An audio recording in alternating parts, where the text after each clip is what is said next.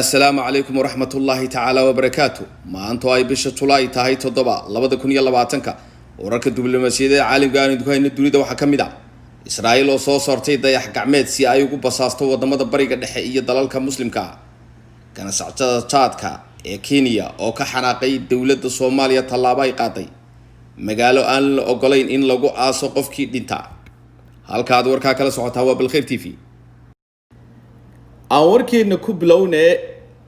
dalka Israa'iil oo hadda soo bandhigay sidii uu u basaasi lahaa ama uu ula socon lahaa dhammaan dhaqdhaqaaqyada dalalka ay iska soo horjeedaan ee ay ka yihiin wadamada muslimka ah sida Iran, Iraq iyo wadamo kale oo badan. Israa'iil waxa ay dhisaysaa awoodeeda kormeerka si ay ula socoto cadawga sida Iran, Masar, Iraq, Suuriya iyo wadamada dunida muslimka ahba ay iska soo horjeedaan siyaasad ahaan iyo sidoo kale wadankaasi Iran oo barnaamijka nuclear-keeda ay u aragto inuu ku yahay khatar weyn oo ku soo fool leh dayax gacmeedka oo lagu magacaabo OPEC 16 ayaa laga soo tuuray subaxnimadii Isniintii goob ku taala bartamaha Israa'iil gantaalkan shaafida oo gudaha lagaga sameeyay wadankaasi kaas oo loo adeegsanayo in lagu soo bandhigo satellite-ka OPEC ee hore wasiirka gaashaandhigga Benny Gantz wuxuu yiri waxaan sii wadi doonaa xoojinta iyo joogteynta awoodda Israa'iil dhinac walba meel kastaba dhan kastaba waa sidoo bayaan ku yiri wasiirka difaaca ayaa waxa uu ku sheegay shir saxaafadeed uu qabtay OPEC 16 satellite-ka inuu yahay mid elektrooniga ee ahna dayax gacmeed awood sare leh sawirada ugu horeeya waxa la heli doonaa ayuu yiri qiyaastii hal toddobaad kadib warshadaha Israa'iil aerospace-ka ayaa ahaa qandaraaska ugu weyn ee mashruucan waxaana culeyskiisa lagu qiyaasay inuu yahay mid ka sareeya dhammaan waxyaabaha iminka technology-ga ee wadamada kale ay isticmaalaan satellite-kan la soo saaray waxa soo saaray shirkadda difaaca ee la yiraahdo Elbit System taasoo looga leeyahay in lagu basaaso ama lagu la socdo hawl maalmeedka ama waxyaabaha ay qabanayaan wadamada sida Iran, Iraq, Masar, Libya, Pakistan iyo wadamada kale ee dunida muslimka taasoo ay uga leedahay sidii dhammaan dhaqdhaqaaqyada ciidan military iyo qaababka ay ugu kala gudbayaan xuduudaha wadamada ay damceen inay satellite-ka ay kula socdaan ama dayax gacmeedkan kaasoo awoodda u saamaxaya ama u fulinaya hawlaha ay doonayaan inay gobolka kala socdaan bariga dhexe daawadayaal iyo dhageystayaal wali waxaynu ku jirnaa wararkeena caalamiga ah ee imikana dhanka iyo Yurub aynu tagnay magaalada London ee dalka Norway oo ay ku nool yihiin dad lagu qiyaasay 2,000 oo qoys ayaa ah magaalo ka duwan magaalooyinka kale ee dalkaasi waa jasiirad ku taala bartamaha dalka Norway oo qofkii ku xanuunsada uu ku qasban yahay inuu magaaladaasi iskaga baxo ama haddii uu ku dhinto aanan lagu aasi karin magaaladaas dadka neefqabadka ayaa loo diraa magaalooyin kale ee Norway si ay ugu geeriyoodaan barta waxaana jira sharci ah in haddii qofku uu ku dhinto aysan cidna xabaali karin ama aasi karin sharcigan ayaa magaaladaasi ka dhaqan galay in ka badan 80 sano ka hor waxaana sanadkii 1918 albaabada la isugu dhuftay xabaalaha magaalada oo dhan bartaasna oo lagu xidhay dhamaantood London oo ah magaalo aad u qabow inteeda badanna baraf ah ayaa mararka qaar waxa dhacda in qabowgu uu gaaro -50 ama wixii ka sii hooseeya oo ah qabow xadhaaf hadaba maxay tahay sababta aan loogu aasi karin meydka haddii uu qofku dhinto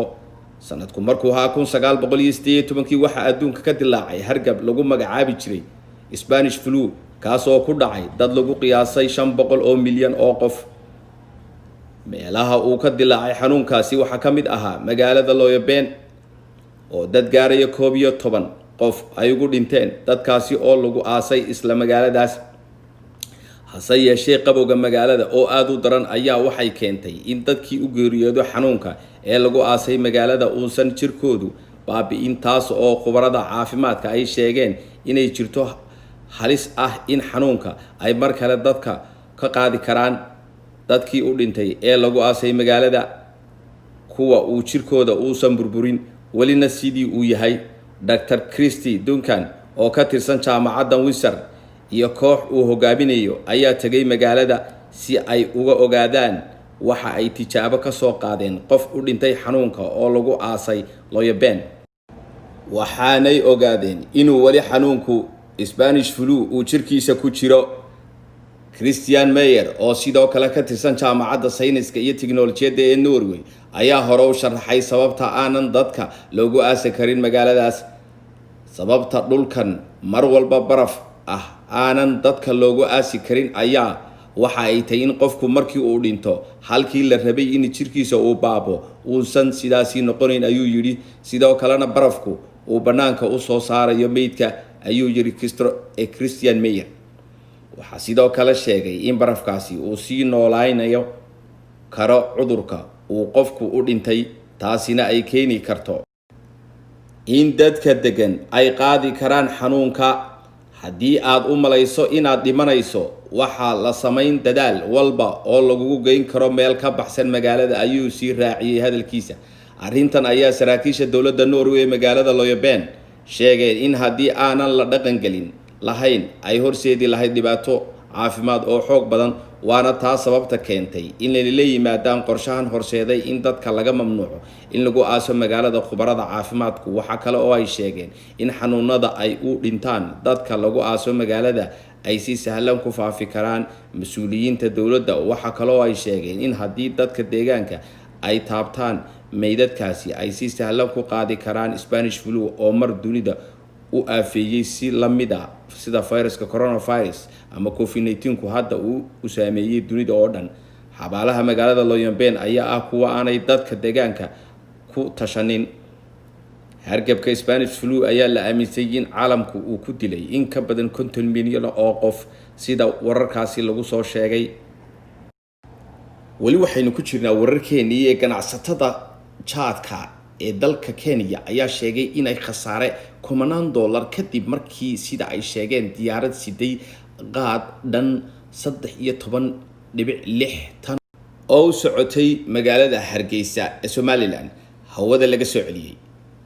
Naybene oo ah gudoomiyaha urur ay ku midaysan yihiin ganacsatada jaadka ee Kenya oo la hadlay warbaahinta maxalliga ah ee Kenya ayaa sheegay diyaaradaasi sida ay jaadka hawada looga soo celiyay maalintii Sabtidii, inkastoo uu sheegay in markii horeba loo ogolaaday in ay jaadka halkaasi geyso.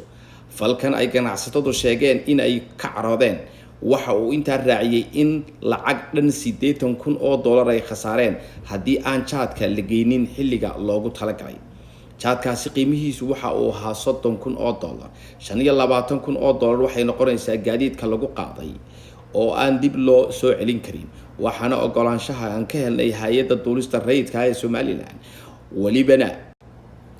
wax walba sidii la rabay ayay ku socdeen ilaa markii dambe diyaaradda ay gashay hawada Soomaaliya. duuliyihii diyaaradda lagu yiri waxaa sidaa shixnad sharci darra ee dib ugu laabo, ayuu yiri Manjuri oo la hadlay wargeyska Standard ee dalka Kenya.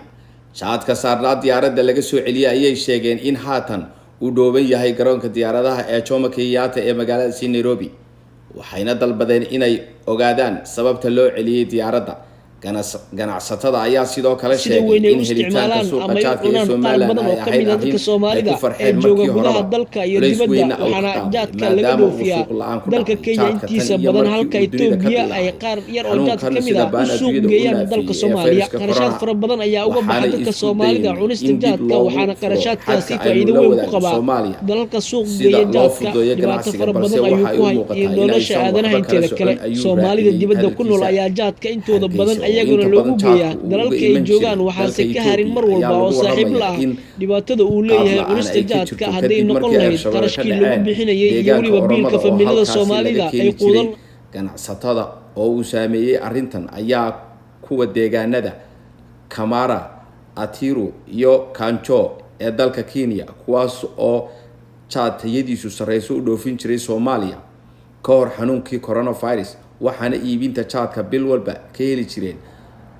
jireen lacag xad dhaaf ah oo lagu qiyaasay ilaa $30,000, waxaana mushahar siin jireen shaqaale dhan 50 qof. balse qaar badan oo ka mid ah hadda waa bilaa shaqo, kuwaasi oo qaar ka midna hadda ay aniga igu tiirsan yihiin, ayuu yidhi. noloshana way nagu adag tahay, waa sida hadalka bayaanka lagu yidhi. warbaahinta Kenya ayaa ku warantay in dowladda federaalka ee Soomaaliya ay hawada ka celisay diyaaradda sida qaadka si loo yareeyo faafidda coronavirus. hase yeeshee iyaga oo la hadlay warbaahinta dalkaasi ayaa waxa ay sheegeen ama waxa xaqiijiyeen inuu yahay